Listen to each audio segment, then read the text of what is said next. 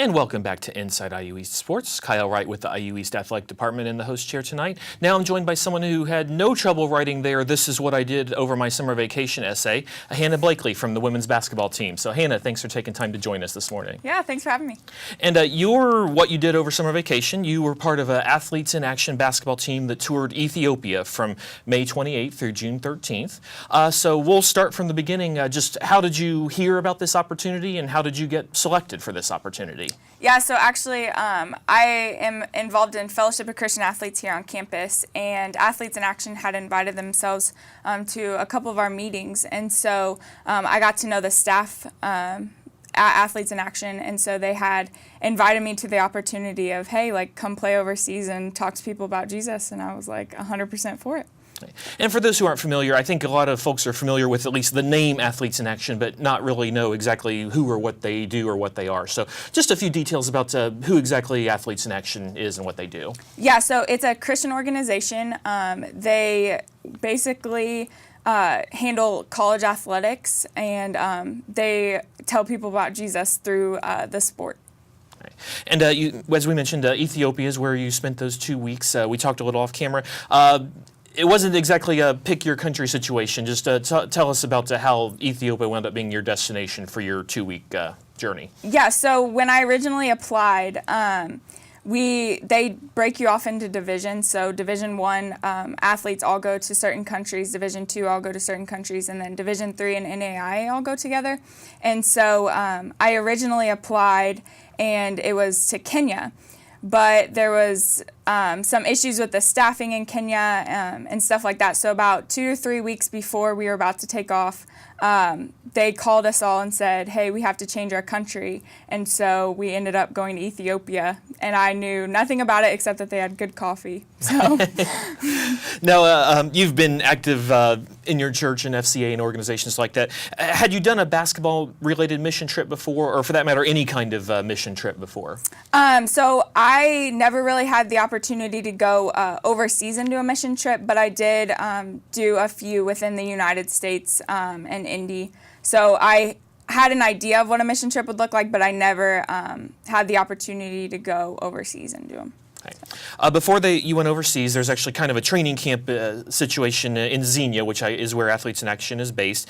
So tell us a little bit first about the training camp. I believe you were in there was it a week before you actually left, or a few days? Yeah, it was actually 4 days. And training camp was awesome. So everyone that went on our trip, we didn't know each other before the tour. So we all met together and in 4 days had to get super close because we were traveling across the world together. And so at training camp, we did a couple practices. We had 2 a day, so we would practice twice a day. And then we did like team bonding, and we did gospel training. Mm-hmm. So. I looked at the roster. As you mentioned, there were no names and barely any schools that I recognized. So it was a group that basically completely new team being put together here before you headed over. Yes, it was all new faces, new people. We had 2 phone calls before we all met together in Xenia, which was very unproductive because everyone was trying to talk over each other. But yeah, so we are all friends, but we're all friends all over the U.S. So it's kind of cool to have that experience and have those friendships now. Okay.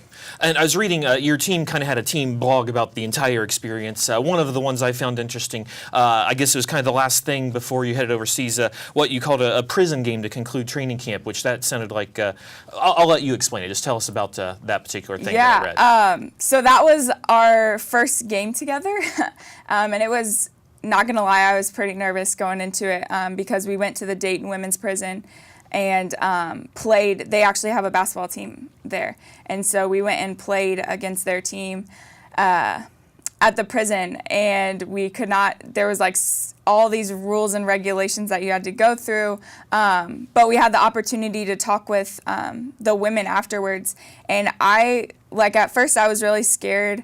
But once you get to talking to them, you realize like they're just humans like me. They just made a mistake in their life, and so it was really cool to hear their heart and like where they're at in life and like what they've learned and learn from them. So. I'm assuming there's not a whole lot of direct flights from your hometown of Zionsville to Ethiopia, so I'm sure the travel itself was a journey in of itself. Just how did you get from Zionsville, or in this case Xenia, to Ethiopia, the actual travel? Yeah, so we actually took a flight from Cincinnati.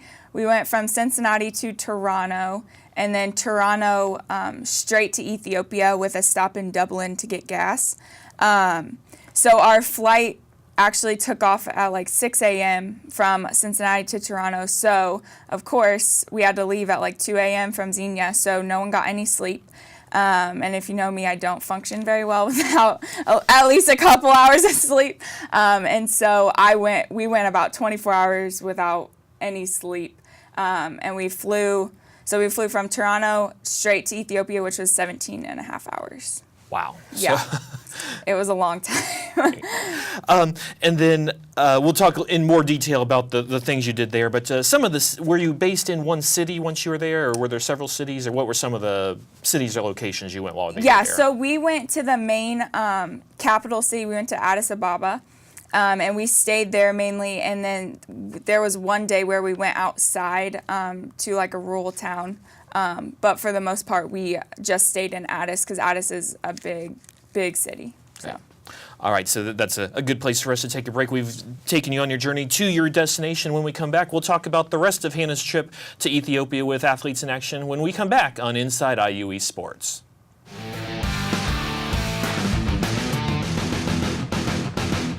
3 years ago, I came here to play basketball here at IU East, and I'm a business finance major, and I really just wanted to get into a bank, and First Bank Richmond was very accepting and gave me an opportunity. I kind of got to see more as an employee instead of a student athlete of how they really impact the community. Back home, I feel like there's really not an organization like First Bank Richmond that gives back to their community like they do here in Richmond. First Bank Richmond is just very generous in all that they do in the community, and that is tremendous.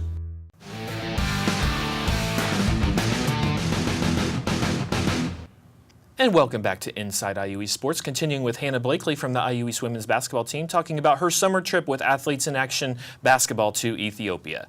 So we just talked about how you actually got there. Now that once you were there, who'd you play against? What were the teams there, and how'd you do? So we played against the college teams in Ethiopia. They call them universities over there. They're university teams. And we killed them all. Yeah, pretty bad. Their basketball just is not as developed over there, and so it was more of us having the opportunity to teach them and show them kind of what American basketball looks like. So we played against about 5 or 6 teams over there, and right after, so we would play a game, and then right after we would have practice with them. So it was like a game practice, but it was really cool to be able to play against them. They're very aggressive over there. They foul a lot, so they play by FIBA rules. So they foul a lot, and the refs don't really care over there. Usually they're just volunteer. So learned a lot about how to be play through contact. So. Out of curiosity, because this was in May and June, did they take time out of their own?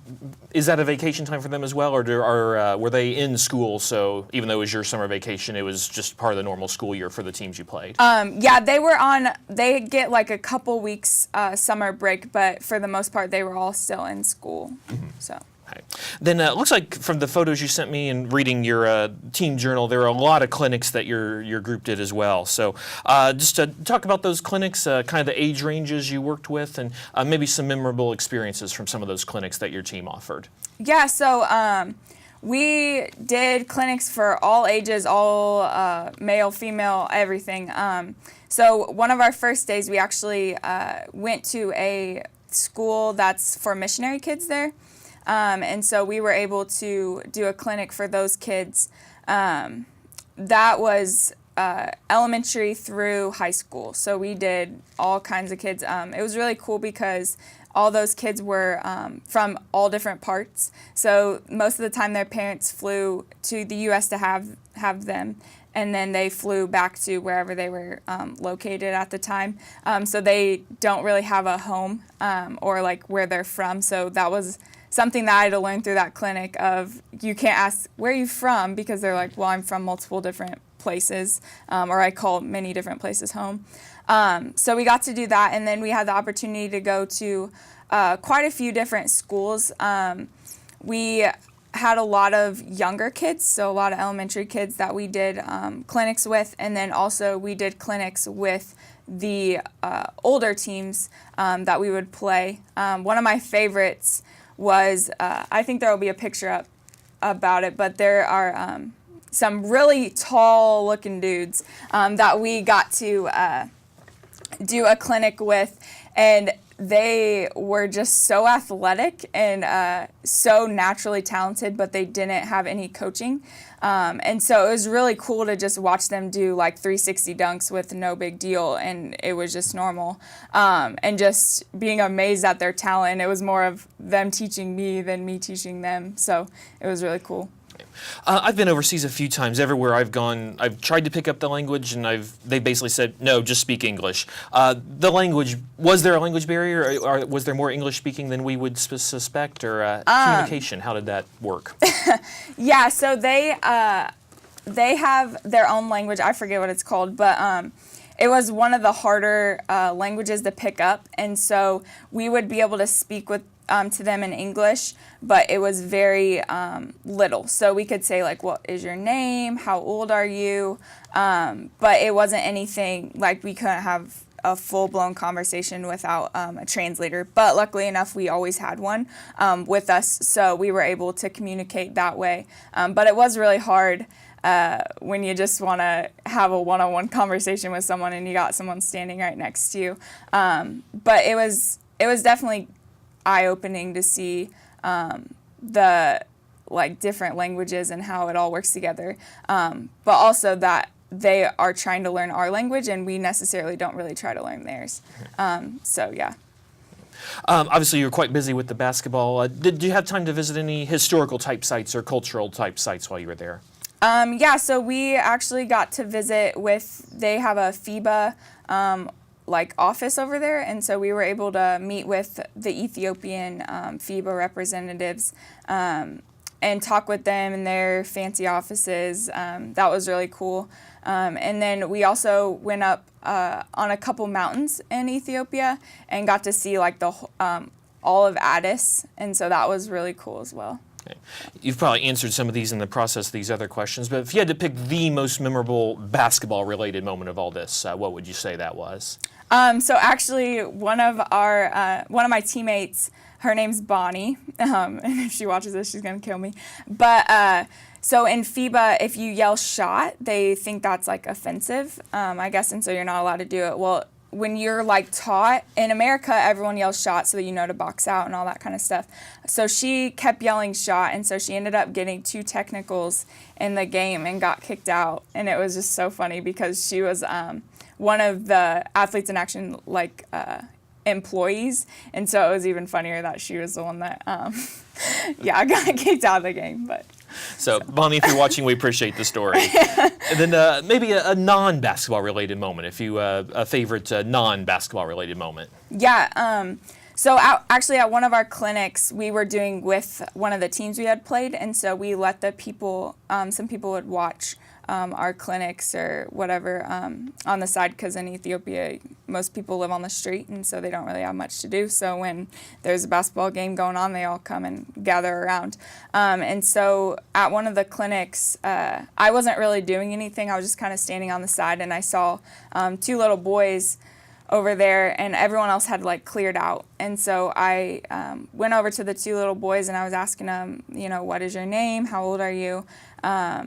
And I had asked where their parents were, and they had told me that we don't know where our mom is. And so I asked again like how old they were, just to make sure it was the same, I was hearing the right number. And they said that they were 8 and 5. And so I said, how do you live? Like, how are you living? And they were selling rubber bands. I actually have them, little rubber bands for your hair. They said, you put it up in your hair. And so they were selling those to make a living. And I think for me, they were trying to give me all their hair tie or all their rubber bands. And they said, here, take them all. And so for me, that was a really impactful moment of just, oh my gosh, like they're trying to give me everything and I don't need it, and this is how they live. So for me, that was the most impactful moment. Got about 30 seconds left. Just if there's any other message you'd like to share with our viewers about the experience you had this summer, just any other thoughts you'd like to share with folks when they ask you about your trip. Yeah, I think the biggest thing I learned was how grateful I am to be in America. I live in the country that everyone wants to come to, and so I've just become more appreciative of where we're at and what I get to do and the freedom that we have here, because they don't have that everywhere. So. Great. Well, thank you so much for visiting the set today, and enjoyed hearing about your trip. It sounds like it was a great experience. It was. So thanks, Hannah. Thank you for watching this week. We will see you next time on the new edition of Inside IUE Sports.